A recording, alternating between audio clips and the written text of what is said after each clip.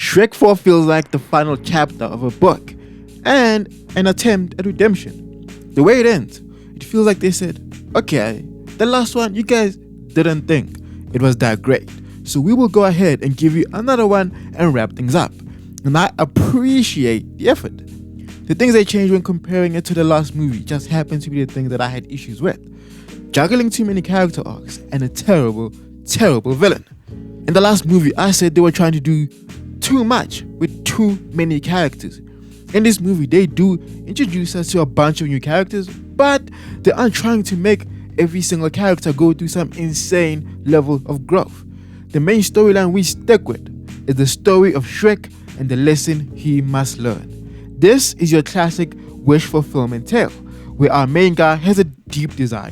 A magical being appears and gives them what they want, and they go on a journey that makes them realize that they had everything they wanted all along. That's the arc of Shrek in this movie. Learning to appreciate the family he has, even if it means the old him must disappear. Just a side note, one can argue that Shrek has been dealing with the same issue in all the movies. That issue being accepting change. Whether it's meeting the in-laws, being king, or being a dad, for the last 3 movies, it feels like Shrek has been trying to keep things the same, and every journey he goes through helps him learn to accept the way things are now. The second issue was a weak villain. This movie gives us a good one. Albeit forced, he does have a connection to Shrek, and his actions put Shrek in the best position to go through his character development. He is powerful and smart enough that Shrek can actually lose. In the last movie, I talked about how Prince Charming never, and I mean never, made me feel like we were going to take an L. He puts Shrek where he could lose everything if he doesn't win, and it is believable. He creates stakes. The first villain that Shrek's strength and power doesn't help him against, because even if you beat him to a pulp, that's not the key to getting his life back. And it's actually fun. His antics and interactions with the witches makes for a good time on screen. I love the new world and what it offers. We have stayed with these characters for 3 movies. I've become familiar with these characters and can easily find myself bored of them if they don't shake things up.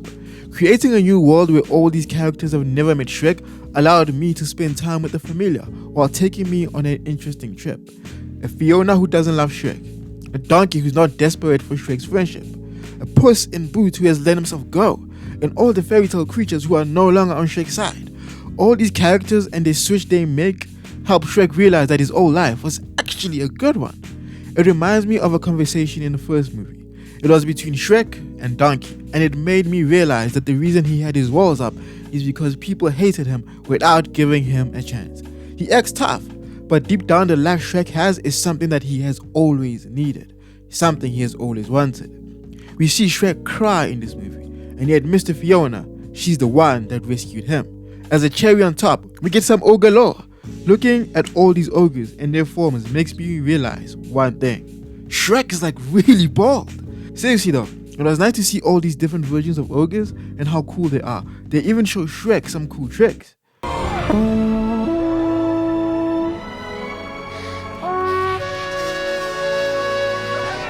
My favorite is a chef.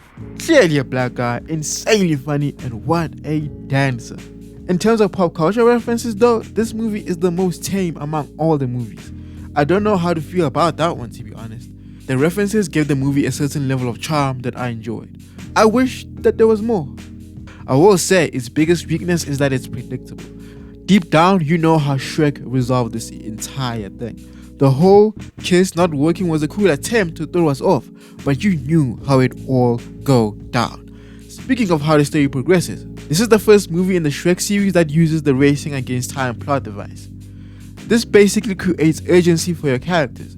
It could be a literal ticking time bomb or simply a consequence of not achieving the goal in time.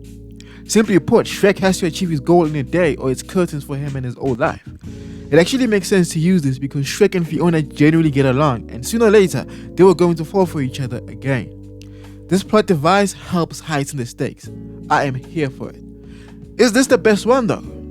No, but it helps relieve the sting of the third movie, and one can argue that when you view it in a silo, objectively without comparing it to the previous movie, it drops down in a few points. It was a good experience though. Predictable, but a good one. A solid attempt at closing off the series right.